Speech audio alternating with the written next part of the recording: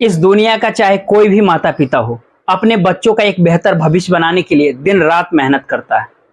पर वहीं पर कुछ बच्चे जब जवानी के दहलीज पे कदम रखते हैं तो अपना फैसला खुद ही कर लेते हैं, जिसके वजह से उन्हें कई तरह की परेशानियों का सामना भी करना पड़ जाता है।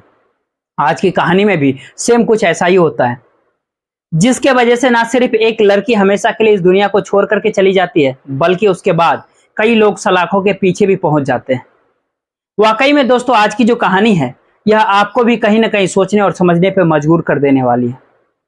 नमस्कार, आदाब, मैं जितेंद्र कुमार, आप देख रहे हैं स्टडी सफर तक।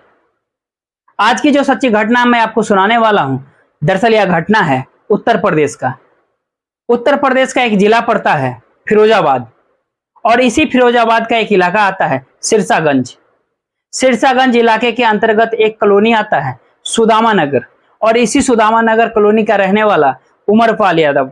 उमरपाल की पत्नी का नाम उर्मिला। उमरपाल के टोटल 5 बच्चे हैं, जिसमें से 4 बेटी है और एक छोटा बेटा है। बड़ी बेटी का नाम सपना। सपना जिसकी उम्र है लगभग 24 से 25 वर्ष के आसपास, जो बीएड की पढ़ाई करती है। उमरपाल के पास अच्छा खासा संपत्ति ही नहीं है, बल्कि वो राजनीतिक में भी काफी दिलचस्पी रखता है। इसीलिए उसके घर पे कई तरह के नेताओं का आना जाना भी लगा रहता है। उमरपाल अपने घर के बच्चों को दूध पिलाने के लिए अपने घर में कई गाय और भैंस भी पाल रखे हैं। बात कर रहा हूं मैं 26 जुलाई 2014 की। सुबह सुबह उमरपाल के जितने भी जानवर थे काफी जोर जोर से चीख रहे थे। आस पड़ोस के लोग जब जानवरों का चीखना चिल्लाना सुनते हैं तो उन्हें भी बड़ा अजीब सा लगता है। इसीलिए आस पड़ोस के लोग उमरपाल के घर पे जाते हैं, यह देखने के लिए कि आखिरकार उसका जानवर क्यों चीख चिल्ला रहा है। लेकिन पड़ोसी जब उमरपाल के घर पे पहुंचते हैं तो देखते हैं कि उसके घर के दरवाजे पे बाहर से ताला लगा हुआ है। इसीलिए 2 लड़के बगल वाले घर के माध्यम से उसके घर के अंदर नीचे उतरते हैं। दोनों लड़के जब एक कमरे के अंदर एंट्री करते हैं तो कमरे के अंदर का नजारा देख वो जोर जोर से चीखने चिल्लाने लगते हैं। दरअसल कमरे के अंदर उमरपाल की बड़ी बेटी सपना का डेड बॉडी पड़ा हुआ था। दोनों लड़का जैसे इस तरह की नजारा देखते हैं, तुरंत ही घर से बाहर निकलते हैं और इस बात की जानकारी पड़ोसियों को देते हैं। पड़ोसियों को जैसे इस तरह की जानकारी मिलती है तो धीरे धीरे वहां पे लोग इकट्ठा होने शुरू हो जाते हैं। सबको यही लगता है कि शायद अब ये मामला पुलिस का है। इसीलिए एक पड़ोसी इस बात की जानकारी नजदीकी थाने में दे देता है। इधर पुलिस को जैसे सूचना मिलती है, पुलिस अपने टीम के साथ उमरपाल के घर पे पहुंचती है और उसके घर का दरवाजा तोड़ करके कमरे के अंदर एंट्री करती है। पुलिस जब कमरे के अंदर जाती है तो आखिरकार कमरे के अंदर बेड पे सपना की डेड बॉडी को देखती है। पुलिस सबसे पहले सपना की डेड बॉडी को चेक करती है तो मालूम चलता है कि उसका हाथ में करंट लगा हुआ है। दरअसल उस करंट की वजह से उसकी उंगलियों में सुराग हो चुका था। पुलिस को भी समझ में नहीं आता कि आखिरकार उमरपाल का पूरा परिवार कहां चला गया है। पुलिस सबसे पहले सपना की डेड बॉडी को अपने कब्जे में लेती है और उसे पोस्टमार्टम के लिए भेज देती है। लेकिन इससे पहले कि पुलिस उमरपाल के पूरे परिवार को जहां तहां ढूंढती, उसे ही करीब उसी दिन शाम के करीब 5 बजे के आसपास थाने में एक व्यक्ति पहुंचता, जिसका नाम है अभिनय राणा, जिसकी उम्र है लगभग 30 साल के आसपास, जो लोहिया नगर का रहने वाला है। अभिनय राणा पुलिस वालों से कहता है कि साहब, सुदामा नगर से सपना की जो डेड बॉडी आपको मिला है, दरअसल सपना मेरी पत्नी है। अभिनय अपने पास से कई तरह के सबूत पुलिस वालों को दिखाता है, जिसे देख करके पुलिस को भी यकीन हो जाता है कि वाकई में सपना अभिनय की पत्नी ही है। उसके बाद से पुलिस अभिनय से सपना के बारे में पूछताछ करती है तो अभिनय पुलिस वालों से कहता है कि साहब, सपना की मौत नहीं हुई है, बल्कि उसकी हत्या की गई है। और सपना की हत्या किसी और ने नहीं, बल्कि उसके पिता और उसका माता और साथ ही साथ सपना के 2 मामा हैं, जिसमें से एक का नाम है नंद किशोर और दूसरे का नाम है राधा किशोर। इन चारों ने मिलकर के सपना की हत्या किया है। अभिनय जैसे इस तरह की बातें पुलिस वालों से कहता है तो पुलिस अपने अभिनय के तहरीर पे नामदर्ज मुकदमा दर्ज करती है और फिर इसके बाद से उमरपाल के पूरे परिवार को ढूंढना शुरू कर देती है। पुलिस अपनी तमाम कोशिश कर लेती है, लेकिन इसके बावजूद भी उमरपाल की परिवार के बारे में कुछ भी पता नहीं चलता है। देखते ही देखते लगभग 2 सप्ताह का समय गुजर जाता है। लेकिन जैसे ही 2 सप्ताह का समय गुजर जाता है, आखिरकार 15 दिन बाद एक खबरी थाने में पहुंचता है और पुलिस वालों को सूचना देता है कि उमरपाल के बारे में खबरी जैसे उमरपाल के बारे में सूचना देता है, पुलिस 11 अगस्त को करीब रात्रि के 2 बजे के आसपास खबरी के बताए हुए जगह पर जाकर एक घर में रेड मारती है और उस घर से उमरपाल को अपने कस्टडी में लेकर थाने पहुंच जाती है। पुलिस जब उमरपाल को अपने कस्टडी में लेती है, उमरपाल भी अपने आप को बचाने के लिए अपनी पूरी ताकत झोंक देता है। उमरपाल को जितने भी नेताओं से जान पहचान होता है, सबके नंबरों पे फोन करता है और अपने आप को बचाने की बात करता है, लेकिन कोई भी नेता उमरपाल को साथ नहीं देता है। पुलिस जब उमरपाल को लेकर के थाने में पहुंचती है, उमरपाल से सपना की हत्या के बारे में पूछताछ करती है। पहले तो उमरपाल इधर उधर की बातें करता है, लेकिन पुलिस जैसे ही अपना शख्सियत दिखाना शुरू करता है, आखिरकार मजबूर होकर उमरपाल अपनी सच्चाई को कबूल कर लेता है। लेकिन उमरपाल जब इस हत्या की पूरी कहानी पुलिस वालों को बताता है, तो वाकई में सुनने के बाद हर किसी के शरीर के रोंगटे खड़े हो जाते हैं। सपना अपने ही इलाके से इंटरमीडिएट तक की पढ़ाई करती है, लेकिन सपना जिस कोचिंग में पढ़ाई करती है, उसी कोचिंग में अभिनय राणा भी अपनी पढ़ाई करता है। इसी कोचिंग के दौरान सपना और अभिनय का पहली बार मुलाकात होती है। सपना और अभिनय की जब पहली बार मुलाकात होती है, तो पहली नजर में दोनों एक दूसरे को दिल दे बैठते हैं। उसके बाद से सपना और अभिनय के बीच में पहले दोस्ती होती है, फिर बातचीत करते करते दोनों के बीच में प्रेम प्रसंग शुरू हो जाता है। दोनों के बीच में जब प्रेम प्रसंग शुरू होता है, तो उसके बाद से सपना अभिनय कई बार एक दूसरे से मुलाकात भी करते हैं। समय जब गुजरना शुरू होता है, सपना की जब इंटरमीडिएट की पढ़ाई खत्म हो जाती है, उसके बाद से बीए में एडमिशन करा लेती है। लेकिन सपना जिस कॉलेज में बीए में एडमिशन कराती है, उसी कॉलेज में अभिनय राणा भी एडमिशन करा लेता है।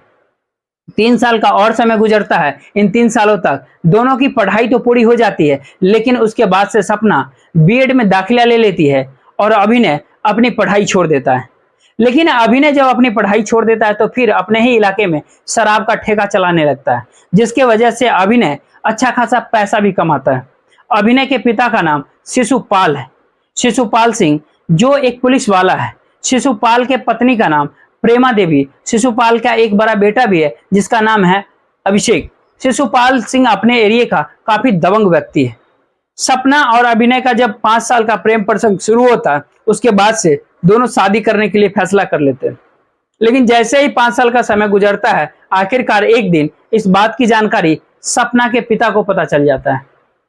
उमरपाल को जैसे ही पता चलता है कि उसकी बेटी का एक गैर बिरादरी के लड़के के साथ में प्रेम प्रसंग चल रहा है, इस बात पे उमरपाल काफी नाराज हो जाता है।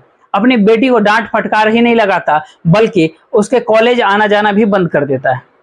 इधर उमरपाल को अब लगता है कि इससे पहले कि सपना कोई उल्टी सीधी कदम उठा ले, उमरपाल अपनी बेटी को जल्द से जल्द शादी कराने के लिए एक लड़के की तलाश करना शुरू कर देता है और आखिरकार वह तलाश भी जल्दी पूरी हो जाती है और एटा का रहने वाला एक लड़का मिल जाता है। उमरपाल अपनी बेटी की शादी उस लड़के से तय कर देता है, लेकिन सपना को जैसे मालूम चलता है कि उसकी शादी तय हो चुकी है, सपना इस शादी का विरोध करने लगती है।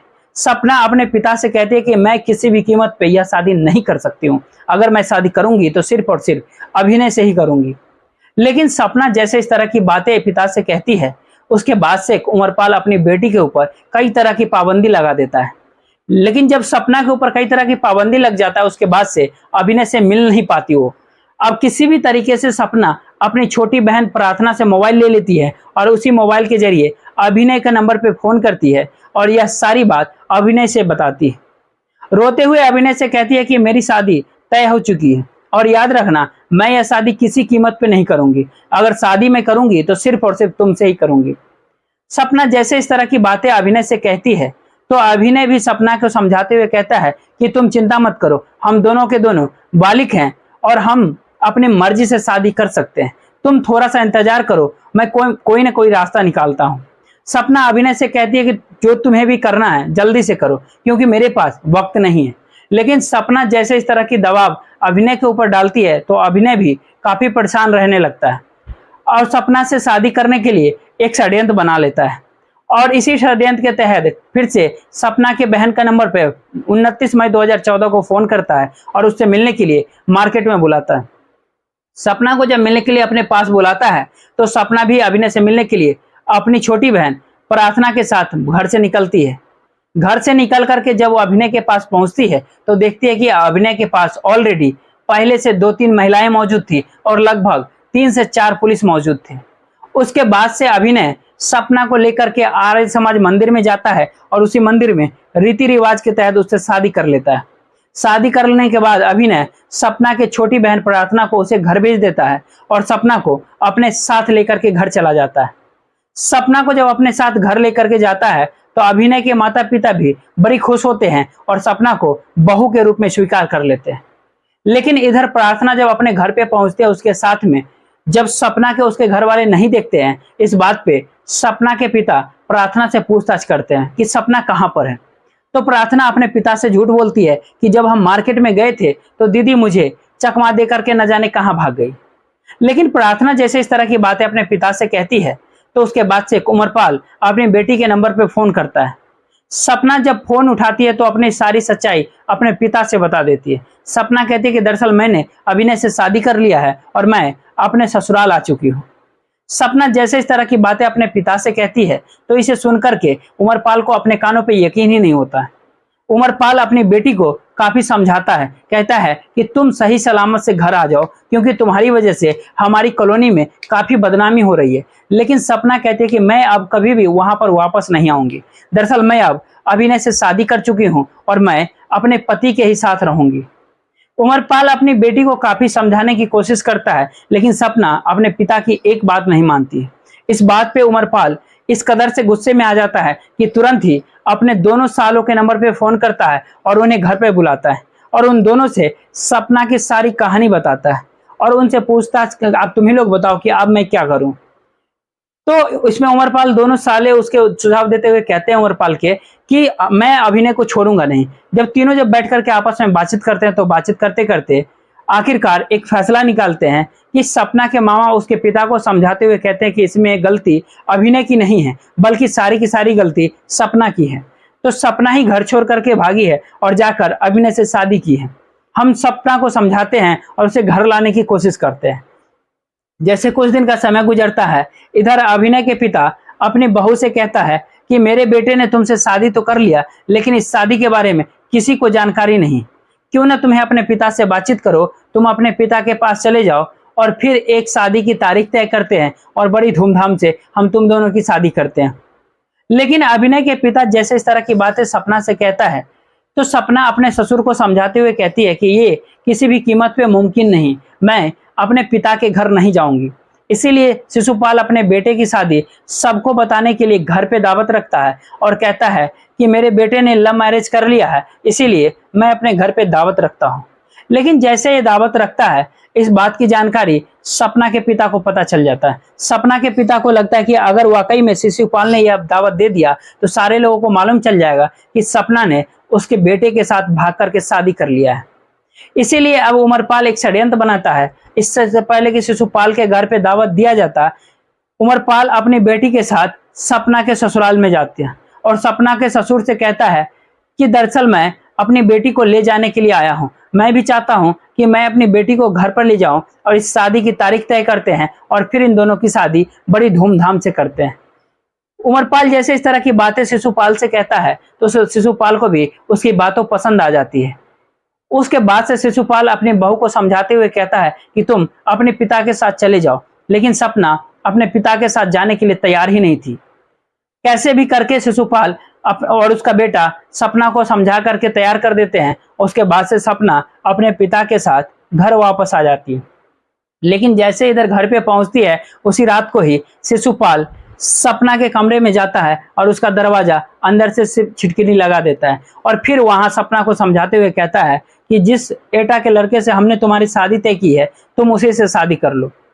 लेकिन उमरपाल जब इस तरह की बातें अपनी बेटी से कहता है तो सपना भी अपने पिता को जवाब देते हुए कहती है कि मैं ऑलरेडी शादी कर चुकी हूं और मैं अब दूसरी शादी किसी कीमत पे शादी नहीं करूंगी। उमरपाल अपनी बेटी को काफी समझाने की कोशिश करता है लेकिन सपना उसकी एक बात नहीं मानती है। जब उमरपाल को भी लगता है कि उसकी बेटी अब उसकी बात समझने वाली नहीं है, उमरपाल गुस्से में आ जाता है, एक वायर निकालता करके लाता है और बोर्ड में लगाकर और उसी वायर से सपना को करंट दे देता है, जिसकी वजह से सपना की घटनास्थल पर ही मौत हो जाती है। रात्रि के करीब 2 बजे के टाइम था। सपना जैसे ही इस दुनिया को छोड़ करके चली जाती है उसके बाद से उमरपाल भी एकदम से डर जाता है और उमरपाल को यह डर सताने लगता है कि अब वह कहीं जेल न चला जाए। उमरपाल कमरे से बाहर निकलता है और इस बात की जानकारी अपनी पत्नी को देता है। लेकिन जैसे ही उर्मिला को मालूम चलता है कि उसकी बेटी इस दुनिया को छोड़ करके जा चुकी है, उर्मिला रोना धोना शुरू कर देती है। उसके रोने की आवाज सुन करके उमरपाल को भी लगता है कि अब कहीं आस पर उसके लोग न जान जाए। इसीलिए उमरपाल अब उसी रात को ही अपने सारे बच्चों और पत्नी को घर से बाहर निकालता है, घर के बाहर दरवाजे पे ताला लगा देता है और फिर अपने पूरे परिवार के साथ मौके से फरार हो जाता है। वाकई में उमरपाल जो पूरी कहानी पुलिस वालों को बताता है, पुलिस उमरपाल के ही तहरीर पे उसे जेल भेज देती है। दोस्तों, इस पूरे घटना को सुनाने का उद्देश्य आपको परेशान करना नहीं था, किसी को तकलीफ देना नहीं था, बल्कि आपको सचेत करना था। आप सावधान रहे, सुरक्षित रहे और अपनों का ख्याल रखें। जय हिंद, जय भारत।